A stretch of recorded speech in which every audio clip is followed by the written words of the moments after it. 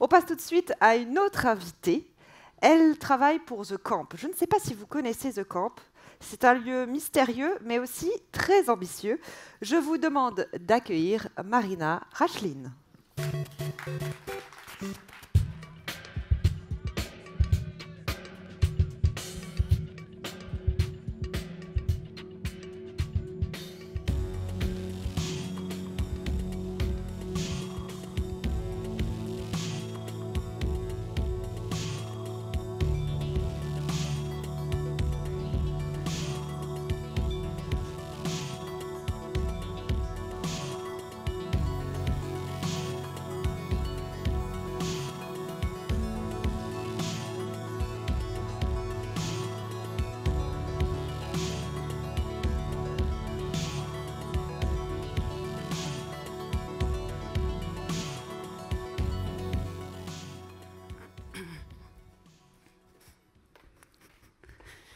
Bonjour à tous, je m'appelle Marina, je m'occupe de The Camp. Alors The Camp, c'est quoi? Déjà, j'ai peut-être envie de vous poser une question. À quand remonte votre dernière réunion? J'imagine que vous en faites beaucoup. Oui, non, pardon. Je vais reformuler. À quand remonte la dernière réunion pour laquelle vous vous êtes senti aligné, qui a eu du sens pour vous? Où vous êtes sorti de la réunion, où vous vous êtes dit, en fait, je suis reboostée. Et je pense que là, je vais changer le monde. Alors si je vous disais qu'il existe un lieu qui a été créé pour ça, qui a été créé pour inventer les collaborations du futur, des collaborations qui auront un impact positif sur le monde, un lieu qui est dédié à ça. À quoi pourrait ressembler ce lieu? Imaginez un objet un peu ovni qui est posé dans un écrin de nature dans le sud de la France, dans lequel il y a 2 lodges avec 200 chambres, un restaurant végétarien, une piscine, un bassin de nage, parce qu'on n'est pas au Club Med, un bassin de nage, des salles de sport, des cours de méditation, 15 hectares de nature environnante, tout ça à côté de la gare d'Aix-TGV et à 20 minutes de l'aéroport de Marseille. Donc ce lieu existe, il s'appelle The Camp et nous l'avons inauguré en octobre 2017. Alors The Camp, c'est quoi? C'est tout d'abord le rêve d'un homme qui s'appelait Frédéric Chevalier, qui était un entrepreneur du sud de la France, qui a bien réussi sa vie dans le marketing. C'était quelqu'un qui méprisait le statu quo, qui n'avait pas peur de fâcher, de perturber, et qui était profondément inquiet du monde que nous allions laisser à nos enfants. C'était un homme d'action. Il voulait montrer que dès lors qu'on se donne la possibilité de passer à l'action et les moyens de nos ambitions, on peut radicalement changer les choses, qui qu'on soit en fait. Donc après en avoir beaucoup rêvé, il a acheté un terrain et il a réuni autour de lui un équipage de passionnés.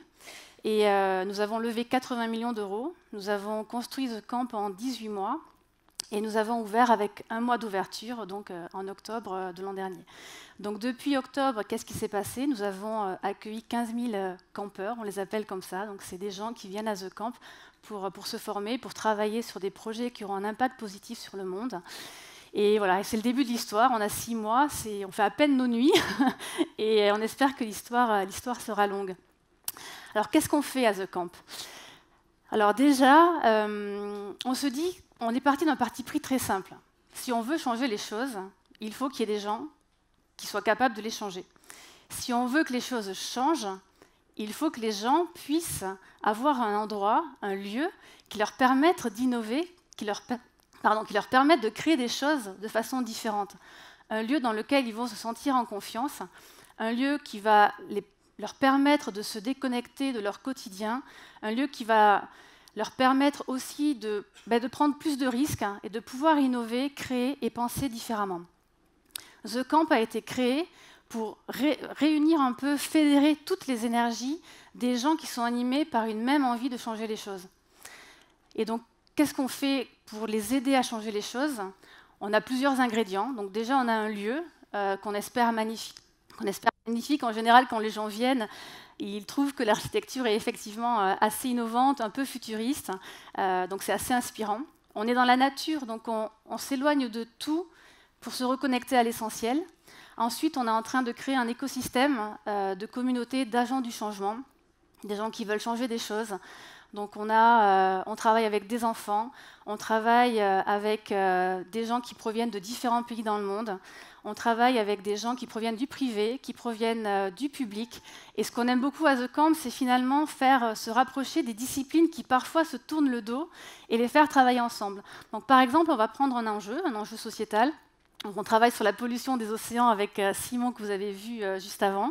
Et on va faire travailler des enfants avec des artistes, avec des scientifiques, pour qu'on arrive à trouver des solutions qui soient un peu plus organiques, un peu plus équitables et qui puissent changer le monde.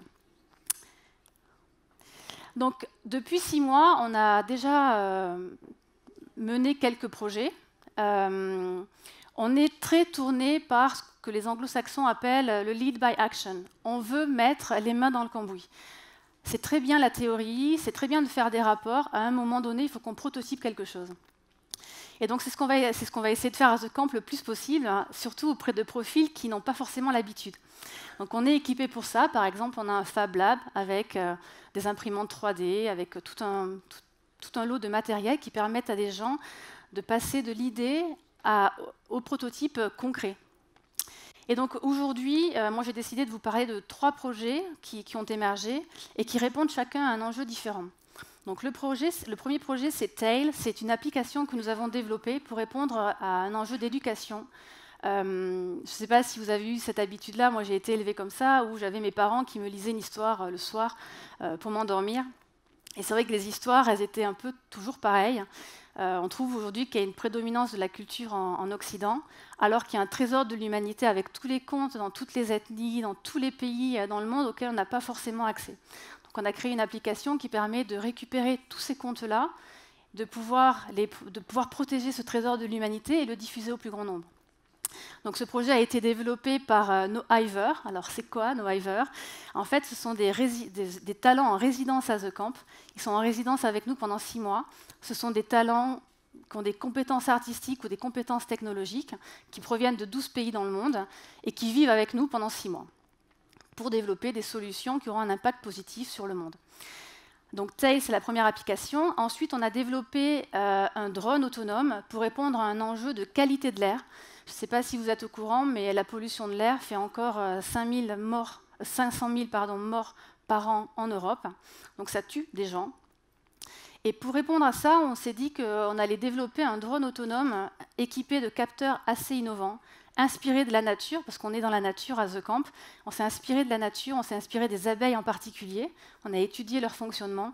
Et on a développé un drone qui réplique le génie des abeilles, équipé de capteurs, donc augmenté grâce à la technologie qui est accessible aujourd'hui et qui permet d'étudier la qualité de l'air. Et le troisième projet qui fait résonance à Simon que vous avez vu juste avant, c'est un projet qui est mené par Wave, qui en fait mène toutes les activités non-profit, donc sans but lucratif, à The Camp. On crée des projets collaboratifs dans lesquels on va faire travailler des enfants avec des designers, des scientifiques, des gens du privé, des gens du public. Ça va du CEO, donc du président d'une entreprise, au CE1. Donc c'est assez intéressant de voir tous ces gens-là travailler ensemble. Et en fait, on s'est dit, la pollution plastique, nous, on est The Camp, on n'y connaît absolument rien. Par contre, il y a des gens qui œuvrent pour le même objectif partout dans le monde et qui ne travaillent pas forcément ensemble. Qu'est-ce qui se passerait si on les réunissait à The Camp pendant 48 heures? On voit, on paye pour voir.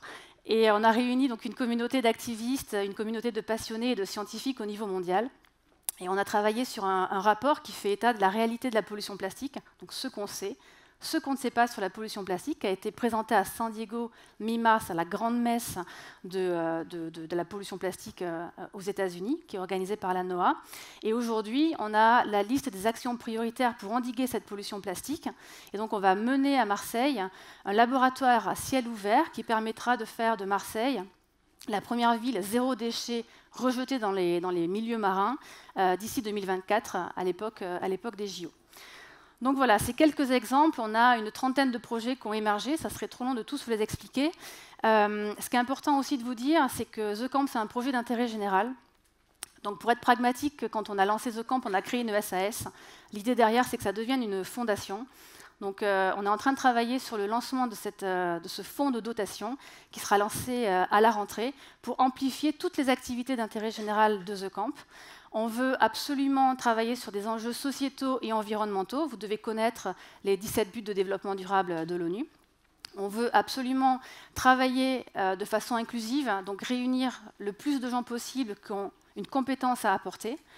On aimerait aussi faire évoluer la philanthropie pour que les gens comprennent aujourd'hui que les ruptures auxquelles le monde est confronté sont trop grosses pour qu'elles ne soient gérées que par un lot d'acteurs. On est tous responsables.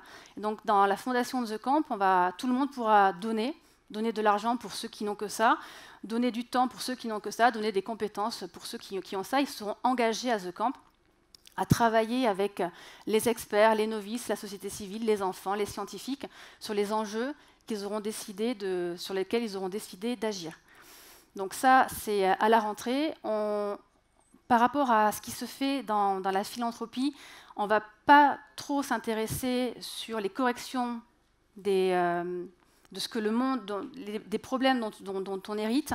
On va plutôt se concentrer sur les enjeux de demain et on va placer la jeunesse au centre.